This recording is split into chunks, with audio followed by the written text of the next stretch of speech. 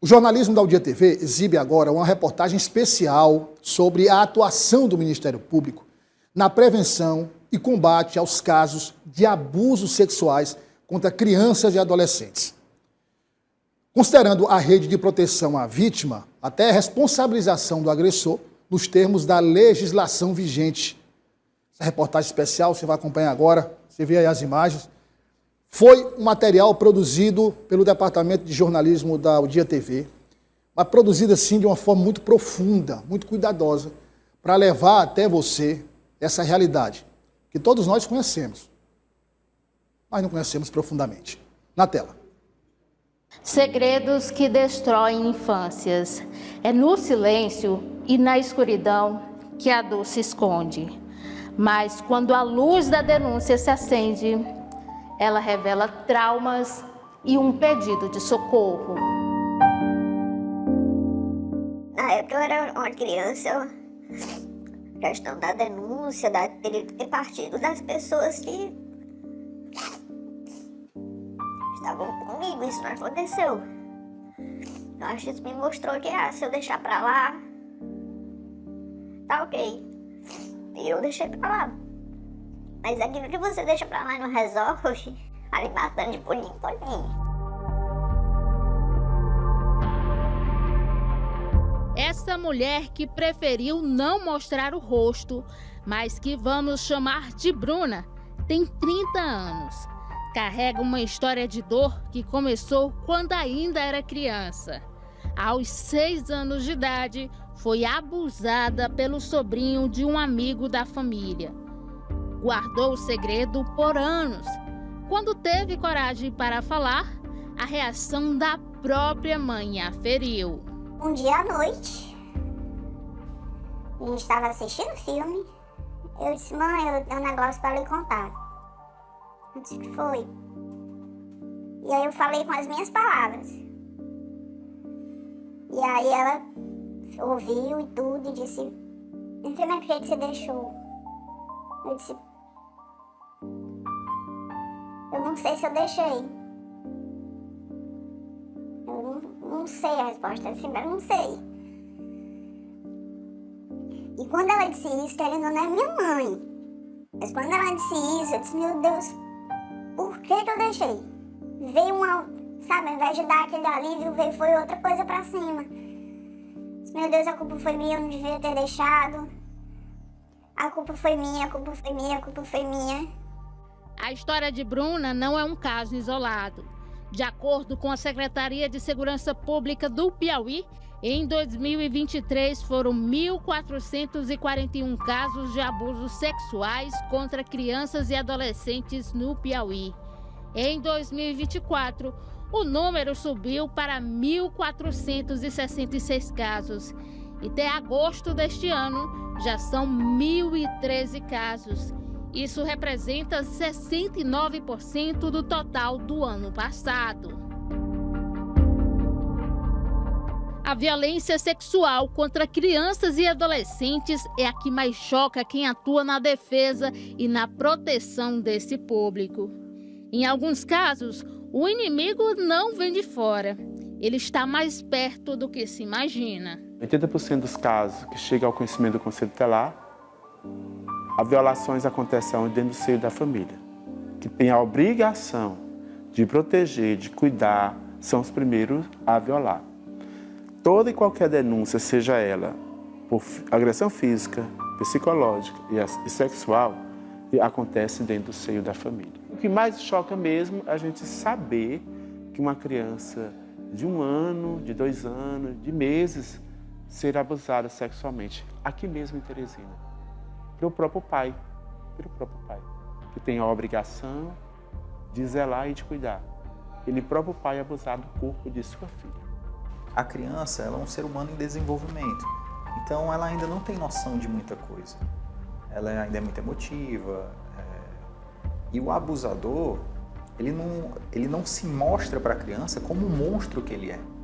Ele se mostra para a criança como uma pessoa carinhosa, que dá presentes, que trata bem, entendeu?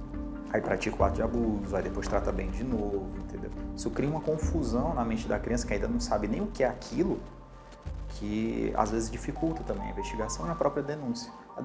A criança não tem como denunciar o que ela não sabe nem o que é.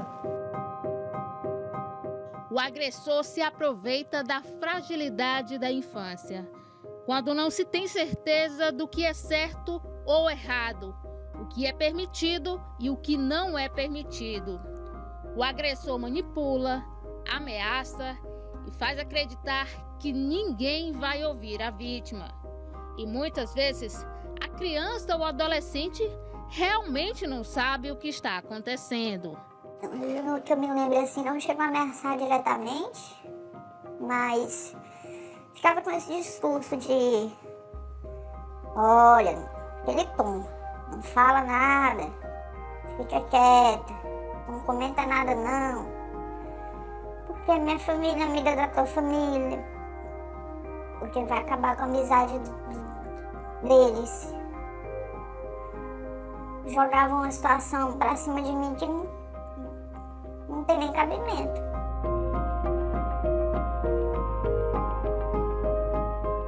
E às vezes a vítima ela é abusada, e pela pouca idade que tem, os pais dizem: não, ela vai esquecer, ela vai superar isso, não vão fazer nada não. E aí, daqui a 6 meses ela começa a se mutilar, se cortar, tentar suicídio. Aí os pais veem assim: poxa, então não superou. E aí procura a polícia. Então o profissional que trata com isso não pode chegar ao ponto de chegar e perguntar assim: por que vocês só procuraram a polícia 6 meses depois? Falta sensibilidade, falta tato, falta até conhecimento, saber que isso é um dilema familiar. Então, às vezes os pais ficam: eu vou expor minha filha, não vou expor minha filha, vou proteger. Isso tudo tem que ser levado em consideração na hora de analisar toda a dinâmica.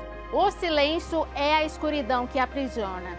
Quando as autoridades têm conhecimento sobre a violência, é possível abrir caminhos para a justiça e para a proteção. Aqui no Piauí, o Ministério Público é um órgão fundamental para a proteção das crianças e adolescentes vítimas de violência. Porém, é preciso denunciar. As denúncias de violações podem chegar por diversos canais, como a escola e o atendimento médico, onde profissionais da educação e da saúde são os primeiros a perceber que algo está errado com a vítima. É papel do Ministério Público instaurar um inquérito e da polícia investigar o crime, que pode acontecer dentro do ambiente doméstico. Fundamental a denúncia é a mais importante. E quanto maior qualidade em detalhes na denúncia, mais rápido a gente consegue concluir, mais rápido a gente consegue identificar as informações relevantes, mais rápido a gente consegue qualificar os envolvidos e eventualmente prender ou pedir medidas protetivas para as crianças. Nosso trabalho se dá justamente acompanhar as investigações que são feitas, né, pela delegacia, pela DPCA, fazer alguns atendimentos aqui. Às vezes as pessoas procuram a gente fazer denúncia por aqui, a gente requisita a instalação do procedimento policial. Concluída a investigação, o inquérito vem para o Ministério Público para a gente analisar se é caso de denúncia ou não. E a gente oferece a denúncia e vai para o Poder Judiciário para ser processado lá. De 2024 a julho deste ano, a Secretaria Unificada das Promotorias da Infância e da Juventude de Teresina recebeu 267 casos, 195 de abuso sexual, 69 casos de maus tratos e 3 de exploração sexual. Esse número só representa os casos que saíram do anonimato, mas os dados podem ser maiores por conta das subnotificações. A assistente social Ariana Paz, da Casa Zabelê, uma instituição que acolhe meninos e meninas dos 8 aos 17 anos que tiveram seus direitos violados, afirma que o maior desafio é devolver à vítima a autoestima. O trabalho do assistente social, assim, como o trabalho da psicologia é de tentar resgatar realmente a autoestima dessas meninas e mostrar para elas que mesmo diante dessas dores, desse sofrimento, elas têm como ter os direitos delas garantidos, assim como também tem ampliação do seu universo cultural, daquilo que podem trazer para ela esse fortalecimento, tanto dos vínculos, né, com as famílias, como também os vínculos comunitários. Além de criminalizar quem comete esse tipo de crime, o Ministério Público também oferece atendimento especializado às vítimas de abuso sexual. Aquela criança que sofreu a violência, ela fica acompanhada pela promotoria da civil, né, protetiva, para ver quais as necessidades de intervenção naquele caso que o Conselho Tutelar tentou e não conseguiu, por falta de adesão da família, por algum problema relacionado à rede de atendimento, né? Que é o acompanhamento psicológico, muitas vezes o acompanhamento médico, inserção na escola. Depois da criação do ECA, a criança ela é um sujeito de direito. Se ela é um sujeito de direito, ela tem todas as prerrogativas do direito, desde a saúde, a educação, ao no seio da família e brincar. Essa especialista reforça a importância do apoio psicológico às vítimas de abusos sexuais. A gente precisa fazer com que essa criança tenha a garantia de um desenvolvimento melhor, emocional melhor. Então, assim, a gente tem que trabalhar a parte cognitiva, porque muitas vezes uma criança que sofre violência sexual, ela cai o rendimento escolar, ela cai o rendimento de aprendizagem. A criança que sofre violência sexual, a gente também tem uma perda com relação à autoestima, possibilidade de depressão, possibilidades de crises de ansiedade. Então, tudo isso a gente trata dentro do atendimento psicológico e pode ajudar essas crianças a superarem essa situação. Eu tô tentando, né?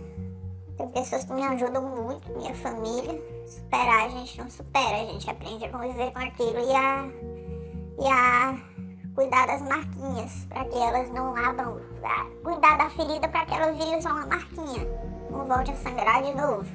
Mesmo com a extensa rede de proteção à criança e ao adolescente, os crimes continuam estampando os noticiários e revelam a necessidade da denúncia e do atendimento especializado às vítimas. A gente tem que trabalhar todos coordenados, né?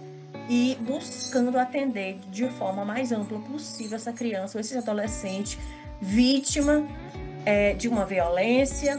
Tem que ter uma rede de acolhimento para a vítima. Eu acho que a questão toda se resume à confiança. Se você não tiver um terreno confiável para você se firmar e dizer: eu fui vítima de um abuso, eu sofri nas mãos de alguém isso e isso, eu tô me sentindo assim e assim, eu preciso disso e disso. Se você não tiver um terreno firme para você dizer isso, para você fazer isso, você acaba caindo. Quando eu falo cair, é em tudo, é em culpa, em remorso, em desespero. Você se quebra inteiro.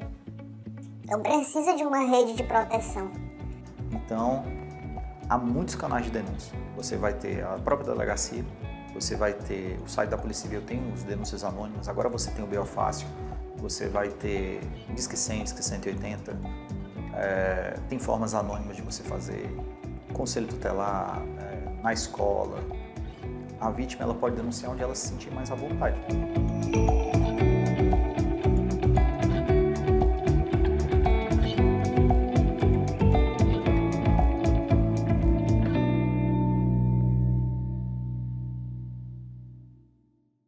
Parabéns ao jornalismo da Dia TV, parabéns à equipe que participou da produção da reportagem, Joelma, todos que participaram, por levantar um tema tão sensível, tão relevante, que eu já disse aqui inúmeras vezes. Se eu comparar o contexto atual com o passado, nós temos uma evolução clara. Uma evolução no sentido de denunciar mais, uma evolução no sentido de ter uma estrutura melhor para acolher as vítimas de abuso, as famílias, ter uma compreensão melhor de que jogar esse tipo de problema para debaixo do tapete só vai perpetuar, e cada vez mais é uma consciência de que nós temos que enfrentar. A grande questão, o grande problema é normalizar. Então, você vê aqui uma notícia do pai que estuprou a filha. Depois você vê a notícia do filho que estuprou a mãe. Depois o avô que estuprou a neta. E aí você normaliza. Você acha que não. Isso aí, deixa para lá, isso aí. Quando nós fazemos isso, nós, não sei em que proporção, mas também estamos cometendo um crime. Não é? O crime do descaso. O crime de deixar para lá. Deixa para lá. Falta de ação, falta de atitude. Porque nós temos responsabilidade também. Estou dizendo responsabilidade como agressores, como violadores. Não, como sociedade. Temos essa consciência.